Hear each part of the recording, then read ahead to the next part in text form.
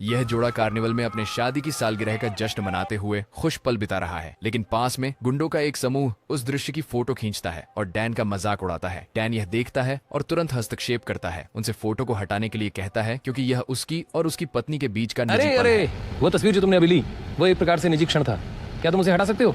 हाँ, मुझे दिक्कत है। ठग मना कर देता है। जैसे ही डैन उनसे आमना सामना करने के लिए आगे बढ़ता है, ठग मजाक में फोटो को सोशल मीडिया पर अपलोड कर देता है। डैन की पत्नी उसे इसे जाने देने के लिए मनाने की कोशिश करती है, लेकिन अंदर ही अंदर वह चाहती है कि वह अपने लिए खड़ा हो। इसके बजाय डैन सिर्फ ठग को घूरता रहता है, कुछ नहीं करता। अगले ही पल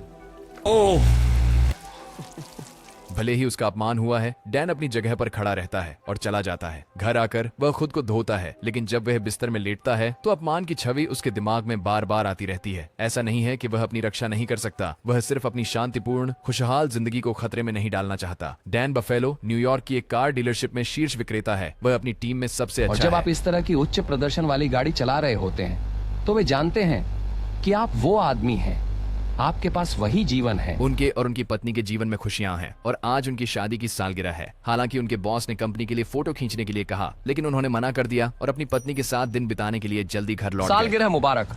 ओह जानू, तुम्हें याद था।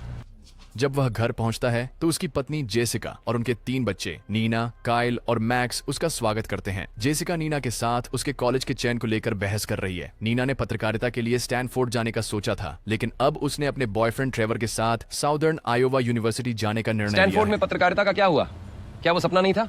पत्रकारिता खत्म हो गई है डैड?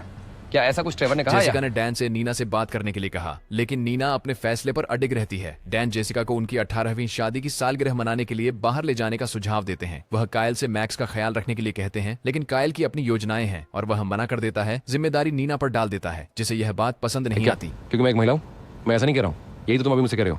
नहीं, ऐसा नहीं है। तुम्हें क्या हो गया? कायल अपनी समूह परियोजना को छोड़कर अपने दोस्त समीर से मिलने जाता है। समीर को कुछ पैसे देने के बाद वे समीर के गैरेज में बैठकर ऑनलाइन गेम खेलते हैं। कायल को ऑनलाइन किलबॉय के नाम से जाना जाता है, जो एक मशहूर गेमर है और शूटिंग गेम्स में अपने कौशल के लिए प्रसिद्ध है। इस बीच डैन और जेसिका कार्निवल की ओर जाते हैं। जेसिका डैन से थोड़ी नाराज है क्योंकि वह हमेशा अपनी सामान्य योजनाओं पर चलता है। जब वह उम्मीद करती है कि वह एक पारिवारिक छुट्टी की योजना बनाएगा। हमसे बेहतर साप्ताहिक योजनाकार कोई नहीं बनाता, लेकिन मुझे नहीं पता, शायद हम बस थोड़ा अधिक स्वतःस्फूर्त और यात्रा करना चाहते हैं। कुछ राइड्स के बाद डैन छुट्टी योजना बनाने के लिए सहमत हो जाता है और जेसिका उत्साहित होती है। जैसे ही वे चुंबन करते हैं, शुरुआत का दृश्य फिर से होता है। घर जाते समय जेसिका डैन को आश्वस्त करती है कि वह नहीं चाहती कि वह बदमाशों का सामना करे। अगर मैं किसी झगड़ालू से शादी करना चाहती तो कर लेती। ये जानते हुए कि वह हिंसा से कितना नफरत करता है, लेकिन अंदर से वह निराश महसूस करती है। घर लौटने पर वह मैक्स का डायपर आसानी से बदलता है, फिर बिस्तर में चला जाता है और जेसिका को जगाकर बड़बड़ाता है कि उसे उस व्यक्ति की धुनाई कर देनी चाहिए थी, जिससे जेसिका हंस पड़ती है। तुम उसे बिल्कुल हरा सकती थी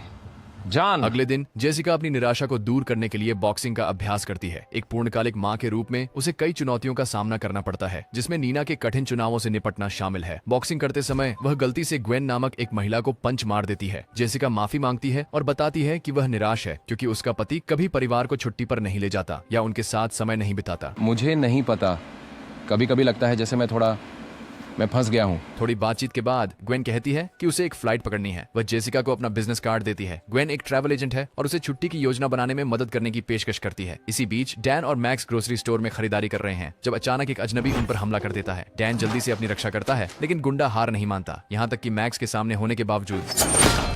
सच में? डैन कुशलता से गुंडे को गिरा देता है, जिससे आसपास के सभी लोग हैरान रह जाते हैं। वो दिखावा करता है कि कुछ नहीं हुआ, किराने का सामान का भुगतान करता है और घर की ओर जाता है। घर पहुंचने पर डैन एक गुप्त कक्ष खोलता है, जिसमें बंदूकें, समाप्त पासपोर्ट और ढेरों नकदी के साथ। वह घबरा जाता है और अपने पुराने सहयोगी ओंगी को कॉल करता है ताकि अपने परिवार के लिए नई पहचान की व्यवस्था कर सके, बताते हुए कि वे खतरे में हैं। ओंगी दान से कहता है कि उसका पूर्व बॉस मैककैफरी उसे खोज रहा है, चिंतित है कि ऑनलाइन पोस्ट की गई फोटो उसकी लोकेशन उजागर कर सकती है। दान $500,000 की पेशकश करता है नई पहचान के लिए और 3 दिन में लास वेगास में मिलने की योजना बनाता है। ओंगी को यह जानकर झटका लगता है कि दान के परिवार को उसके पिछले काम के बारे में पता नहीं है। मैं क्या करूं? उन्हें बैठाऊं, उन्हें पूरी कहानी फ्रेंच टोस्ट के साथ बताऊं? अरे बच्चों, जानते हो क्या, मेपल सिरप पास करो। वैसे तुम्हारे पिताजी सरकारी हत्यारे और उसे सच बताने के लिए प्रेरित करता है, वरना मैककैफरी के भाड़े के सैनिकों से उस परिवार के साथ भागना, जो नहीं जानता कि क्या चल रहा है, लगभग असंभव होगा। बाद में डैन नीना के स्कूल जाता है ताकि वह उसे मैगजीन एडिटर के कार्यालय में ढूंढ सके, लेकिन वह वहां नहीं है। एक छात्र उसे बताता है कि नीना ने 3 महीने पहले अपनी नौकरी छोड़ दी थी और अब वह स्टेडियम में अपने साथ घूम रही है दोस्तों के साथ। डैन वहां नीना को पाता है और उसे बताता है कि वह इस बात से निराश है कि उसने उसे नहीं बताया कि वह पत्रिका छोड़ चुकी है। नीना हताश होकर समझाती है कि उसने नौकरी छोड़ दी क्योंकि उसके पिता ने कभी उसके लेख नहीं पढ़े। मैं करता हूँ, मैं हमेशा करता हूँ। डैन हाँ, जोर बकवास। देते हैं कि वह उसके साथ चले। जब वह कायल को स्कूल से लेने जाता है तो वह उसे समीर के गैरेज में ऑनलाइन गेम खेलते हुए पाता है। डैन कायल को डांटता है और उसे कार में बैठने को कहता है। गद्दार। जब सभी बच्चे कार में आ जाते हैं तो डैन जेसिका को लेने के लिए ड्राइव करता है, जो अस्पताल में काम कर रही है। वो घोषणा करता है कि वे छुट्टी मनाने लास वेगास जा रहे हैं, जो बिल्कुल वही है जो जेसिका तुम चाहती पागल थी। हो, मैं पागल होने वाला हूँ। हम जाने वाले हैं। इस बीच एक काले रंग की वैन उनका पीछा करना शुरू कर देती है। जब डैन नोटिस करता है तो वह वैन से बचने की कोशिश करने के लिए गाड़ी की गति बढ़ा देता है, लेकिन अपने परिवार को नहीं बताता। वह अपने काम के शोरूम में जाता है, कार उठाता है और नीचे एक ट्रैकिंग डिवाइस पाता है। डैन गुपचुप तरीके से डिवाइस को उस कार में रख देता है, जिसे उसका सहकर्मी टेस्ट करने वाला है। वह अपने सहकर्मी को सुझाव देता है कि वे समस्या का निदान करने के लिए कार की हाई स्पीड टेस्ट करें। आप उसे खोलते हैं और आपको टिकट मिलता है तो वो मेरी काले तरफ से- वैन में लोग सोचते हैं कि वे अभी भी डैन का पीछा कर रहे हैं, लेकिन जब हालात शांत हो जाते हैं तो डैन अपने लॉस वेगास के सफर को जारी रखता है उसके परिवार का। डैन के घर वापस मैकैफरी नाम का एक आदमी और उसके 3 गुर्गे डैन के परिवार को ढूंढने की कोशिश कर रहे हैं। ये आसान नहीं है, उनके पास कोई क्रेडिट कार्ड रिकॉर्ड नहीं है जिससे पीछा करना जारी रखें, और डैन के परिवार ने सोशल मीडिया पर कुछ भी पोस्ट नहीं किया है। मैकैफरी को संदेह है कि डैन ने अपनी असली पहचान उजागर नहीं की है, इसलिए वह तेजी से अपने आदमियों को डैन के परिवार की खोज जारी रखने का आदेश देता है। इस बीच होटल में ठहरने के दौरान डैन का मन बदल जाता है। जब वह देखते हैं कि कायल ने सोशल मीडिया पर प्रशंसकों के साथ एक फोटो पोस्ट की है तो डैन अपने परिवार से कहते हैं कि उन्हें जरूरत है कि वे चलते रहना। इसका मतलब है कि उसकी पत्नी और बच्चों को कार में रात बितानी पड़ेगी। जल्द ही मैकैफरी के लिए काम कर रहे 3 मोटरसाइकिलिस्ट डैन के वाहन का पीछा करना शुरू कर देते हैं। डैन संगीत की आवाज बढ़ा देता है ताकि उसका परिवार खतरे से अनजान रहे। छोटा मैक्स पूरी तरह से जाग रहा है, अंतहीन हंसते हुए, मानो उसे पता हो कि उसके पिताजी के पास सब कुछ है, नियंत्रण में। अचानक मैकैफरी के लोगों में से एक डैन पर गोली चलाने की कोशिश करता है, लेकिन डैन जवाबी फायर करता है और उसे मार देता है। दूसरा आदमी आता है और कार को पकड़ लेता है, लेकिन डैन मैक्स की बेबी बोतल उसके हेलमेट में डाल देता है, जिससे वह सड़क पर गिर जाता है। अंत में डैन अपनी कार को अपराधी की मोटरसाइकिल पर मारता है। जेसिका विस्फोट की आवाज सुनकर जाग जाती है, लेकिन डैन उसे बताता है कि वह बस एक गड्ढा था। वह पूरी रात गाड़ी चलाता है और आराम करने के लिए एक बागान पर रुकने का फैसला करता है। जैसे ही वह सोने ही वाला था, नीना जाग जाती है और समझती है कि वे जावा पहुंच गए हैं। वह अपने पापा से अनुरोध करती है कि उसे दक्षिणी आयोवा विश्वविद्यालय तुम ले जाएं। सचमुच सीरियस हो? क्या हम इस बारे में बहस करने वाले हैं?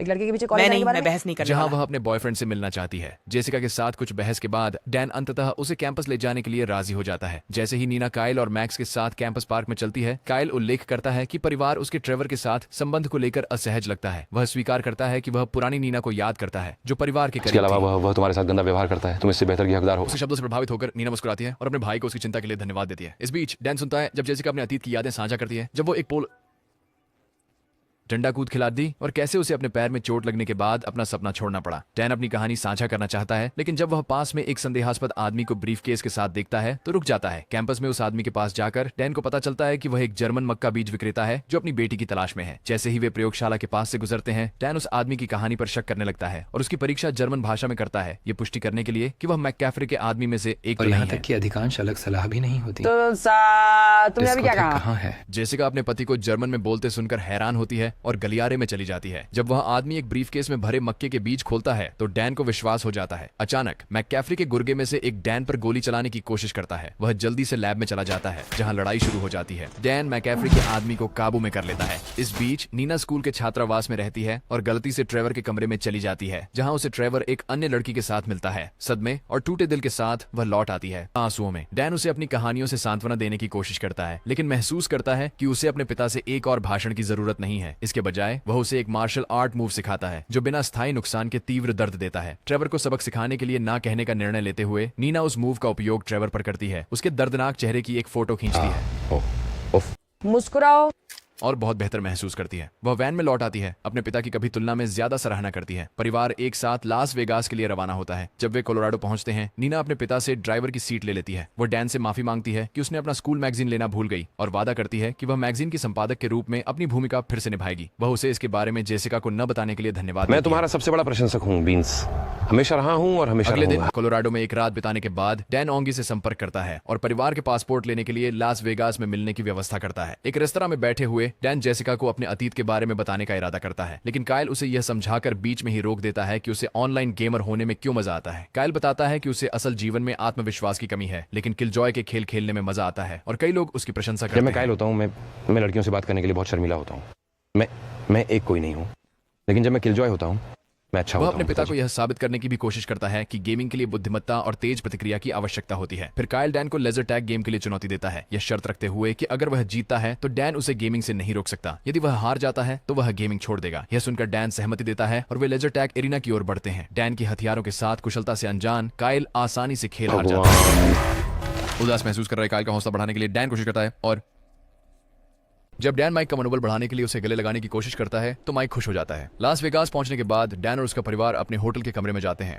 हे भगवान, बाद में डैन बार में ऑगी से मिलता है और साथ में वे नए पासपोर्ट और वैंकूवर के लिए प्लेन टिकट लेने जाते हैं। उसके बाद डैन जेसिका के साथ डिनर की तैयारी के लिए कमरे में लौटता है, ये सुनिश्चित करते हुए कि वह कुछ हथियार साथ ले जाए। जाने से पहले वह बच्चों से कहता है कि कमरे से बाहर तुम न जाएं। दरवाजा किसी के लिए मत खोलना। क्या समझे? ये गलत नहीं है? हाँ, हालांकि कायल, नीना और मैक्स होटल के ऑनलाइन गेमिंग क्षेत्र का पता लगाने के लिए चुपके से बाहर निकल जाते हैं। इस बीच मैककैफरी के आदमियों में से एक लास वेगास में डैन और उसके परिवार को देखता है और अपने बॉस को रिपोर्ट करता है। गेमिंग क्षेत्र में कायल की मुलाकात एक पेशेवर खिलाड़ी रेन से होती है, जो उसे अन्य गेमर्स से मिलने के लिए रेस्टोरेंट में आमंत्रित करता है। डैन जेसिका को अपने अतीत के बारे में बताने की कोशिश करता है, लेकिन जब वेटर उनसे फ्रेंच में बात करता है तो वह अनजाने में फ्रेंच में क्या जवाब आपको देता थोड़ा है। काली मिर्च चाहिए? मुझे काली मिर्च नहीं चाहिए। जेसिका यह जानकर हैरान है कि उसके पति को 2 विदेशी भाषाएं आती हैं, कुछ ऐसा जो उसे पहले ज्ञात नहीं था। अपने पिछले जीवन के बारे में सच्चाई प्रकट करने का साहस न होने के कारण वह फ्रेंच में समझाना शुरू करता है। लेकिन ये सब होने के बावजूद मैं स्वयं को सच बताने के लिए तैयार नहीं कर पाता। मैं तुम्हारा दिल तोड़ सकता हूँ। हालांकि वह नहीं समझती कि डैन क्या कह रहा है। जेसिका को उसका बोलना बेहद दिलकश लगता है। इस बीच कायल ऑनलाइन गेम खेलने के लिए तैयार हो रहा है। रेन उसे अपनी जगह लेने के लिए कहता है ताकि वह नीना से बात कर सके, बेखबर कि मैककैफरी के आदमी दूर से देख रहे हैं। रात के खाने के बाद जेसिका और डैन होटल लौटते हैं। अस्थायी रूप से उन पुतलों से धोखा खा गए जो उनके बच्चों की तरह सो रहे हैं। माहौल बनाने के लिए जेसिका संगीत और एक प्रेम धुन का उपयोग करती है ताकि एक रोमांटिक माहौल बनाया जा सके। धन्यवाद। धुंध की तरफ डैन एक लेजर दृष्टि देखता है और गोली से बच जाता है। वह एक वाइन की बोतल फेंकता है और अपनी बंदूक चलाता है, जिससे हमलावर जल उठते हैं। लेकिन जब मैककैफरी का अधीनस्थ और कूगन जेसिका को बंधक बना लेता है, डैन जल्दी से अपना हथियार छोड़ देता है। एक मौके का फायदा उठाते हुए डैन एक चाकू फेंकता है जो कूगन की आंख में लगता है और जेसिका को बचाता है। ओह, ये सामान्य है, हनी। पहली बार में सभी फिर गोली वह होती है। बच्चों के कमरे की ओर भागता है, लेकिन वहां नीना और बाकी नहीं होते। एक ऑनलाइन गेमिंग स्थल पर उनकी खोज करते हुए जेसिका डैन को राज छुपाने के लिए डांटती है और कहती है कि वह उसे फिर से नहीं देखना चाहती। इस बीच कायल ऑनलाइन गेमिंग प्रतियोगिता जीतता है और MVP बन जाता है। जल्द ही जेसिका और डैन कायल और अन्य लोगों को लेने के लिए गेमिंग क्षेत्र में पहुंचते हैं। एक सुरक्षित जगह पर पहुंचने के बाद डैन अपने अतीत का रहस्य प्रकट करता है कि वह एक गुप्त हत्यारा था जिसने सामान्य आदमी के रूप में जीने के लिए अपने समूह से भाग लिया था। तब से मैककैफरी और उसके आदमी उसे मारने की कोशिश कर रहे हैं। कायल और नीना ये सुनकर स्पष्ट रूप से उस पर विश्वास नहीं करते जब तक गोली चलने की आवाज नहीं आती। डैन जल्दी से परिवार को छुपने के लिए कहता है। कैसीनो में वह मैककैफरी के आदमियों को हराने की कोशिश करता है, लेकिन उसकी गोलियां उन्हें नुकसान नहीं पहुंचा सकती क्योंकि उन्होंने बुलेट प्रूफ पहना हुआ है। Bullet proof jacket. डैन उन्हें विचलित करना जारी रखता है और अंततः उन्हें हरा देता है। बाद में वो अपने परिवार को स्वीकार करता है कि उसका असली नाम सैम है। उसने सेना में सेवा की थी और मैककैफरी ने उसे कानून से बाहर अपराधियों को खत्म करने के लिए विशेष मिशनों के लिए भर्ती किया था। हालांकि सैम ने जल्द ही महसूस किया कि मैककैफरी उसे मारने के लिए और भारी फीस वसूलने के लिए इस्तेमाल कर रहा था, इसलिए उसने भागने का फैसला किया। तब मैककैफरी ने उसका शिकार करना शुरू कर दिया, जिससे उसके परिवार की सुरक्षा को खतरा तो हो गया। कितने लोग? 26, तुमने 26 लोगों को मारा है। 39 लोग। सैम ने उन्हें नई पहचान के पासपोर्ट दी। हालांकि कायल और नीना परेशान हैं, सोचते हैं कि सैम ने उनकी जिंदगी बर्बाद कर दी है। 18 साल की शादी के बाद जेसिका गुस्से में है और धोखा खाया हुआ महसूस करती है, इसलिए वह ग्वेन से संपर्क करती है, लास वेगास छोड़कर छुट्टी पर जाने की योजना बनाकर। जब जेसिका और उनके बच्चे ग्वेन से मिलते हैं तो वे हैरान होते हैं यह देखकर कि उसने उनके लिए एक प्राइवेट विमान की व्यवस्था की है। प्लेन में ग्वेन जेसिका को अपने बफेलो में पूर्व प्रेमी के बारे में बताती है। वे कई वर्षों तक साथ थे और उसने उसे छोड़कर दूसरी महिला से और शादी कर सबसे ली। बुरी बात, वह असहनीय है। जेसिका को शक होने लगता है कि ग्वेन डैन की बात कर रही है। जब वे अपने गंतव्य पर पहुंचते हैं तो जेसिका बच्चों के साथ जाने का इरादा करती है। अचानक मैककैफरी उनका सामना करता है। ग्वेन ने एक जाल बिछाया है। सैम के परिवार को डैन की वापसी के बदले में मैककैफरी को सौंप मुझे रही है। सिर्फ शॉन चाहिए, वह मेरी डिलीवरी की कीमत है। इसके बाद मैककैफरी जेसिका और बच्चों को बंधक बना लेता है, जिसे डैन को अकेले कैसीनो में मिलने के लिए मजबूर करता है। थोड़ी ही देर बाद मैककैफरी डैन से संपर्क करता है और धमकी देता है कि अगर वह नहीं मानता तो वह उसके परिवार को नुकसान पहुंचाएगा। जब डैन कैसीनो पहुंचता है तो मैककैफरी के लोग ड्रोन से उसकी एंट्री पर नजर रखते हैं। डैन एक व्यक्ति से मिलता है जिसका नाम स्प्रायोस है, जो उसे उस कमरे में ले जाता है जहां मैककैफरी उसके परिवार को रखा हुआ है। अंदर प्रवेश करने पर मैककैफरी डैन का स्वागत तुम्हारे करता है। बूढ़े पिता के लिए गले लगाने का कोई इरादा नहीं है? अब क्यों शुरू करें पापा? अपनी बातचीत के दौरान परिवार को पता चलता है कि मैककैफरी डैन के पिता हे हैं। भगवान, हे भगवान, हम हम ब्रिटिश मैककैफरी डैन को मारना चाहता है क्योंकि उसने उसे छोड़ दिया था, लेकिन पिछले कुछ दिनों में डैन ने मैककैफरी द्वारा भेजे गए हर आदमी को खत्म कर दिया था, जिससे वह अपने बेटे पर गर्व महसूस कर रहा था। अब मैककैफरी उसे वापस चाहता है। अगर डैन उसके लिए फिर से काम करता है तो वह उसके परिवार को रिहा कर देगा, लेकिन एक शर्त पर, वह उनसे फिर कभी नहीं तुम मिल वहीं सकता। वापस आते हो जहां तुम्हारा स्थान है। जेस और बच्चे सुरक्षित रूप से बफेलो लौट जाते हैं। डैन सहमत हो जाता है और स्पिरो गोपनीयता में जेसिका और दूसरों को कमरे से बाहर ले जाता है। लिफ्ट में जेसिका चतुराई से स्पिरो को विचलित करने के लिए मैक्स के डायपर का उपयोग करती है और उसे शीर्ष मंजिल से धक्का देती है। वे जल्दी से डैन को बचाने के लिए वापस चले जाते हैं। कमरे में डैन ग्वेन से प्यार का नाटक करता है, अंततः उसे बेहोश कर देता है ताकि उसका परिवार भाग सके। डैन जेसिका से माफी मांगता है कि उसने राज्य और वादा करता है कि उसे हमेशा सच बताएगा। इस बीच मैककैफरी कुछ गड़बड़ महसूस करता है और अपने आदमियों को तैयार रहने का आदेश देता है। डैन जेसिका और बच्चों को छत पर जाने और ड्रोन को कायल को देने के लिए कहता है, जो मैककैफरी के गुर्गों की निगरानी करने में मदद करेगा। देखो, मुझे आखिरी बार वो व्यक्ति बनना होगा हमारे लिए। हालांकि जब मैककैफरी के आदमी डैन और उसके परिवार को पकड़ने के लिए लिफ्ट के पास इंतजार करते हैं तो उन्हें अंदर केवल मैक्स का उपकरण मिलता है। जैसे ही वे इसे जांचते हैं, एक बम फट जाता है और उन्हें अचंभित कर देता है। कायल की मदद से डैन मैककैफरी के आदमियों को एक एक करके गिरा देता है, जबकि कायल उनकी स्थान बताता जाता है।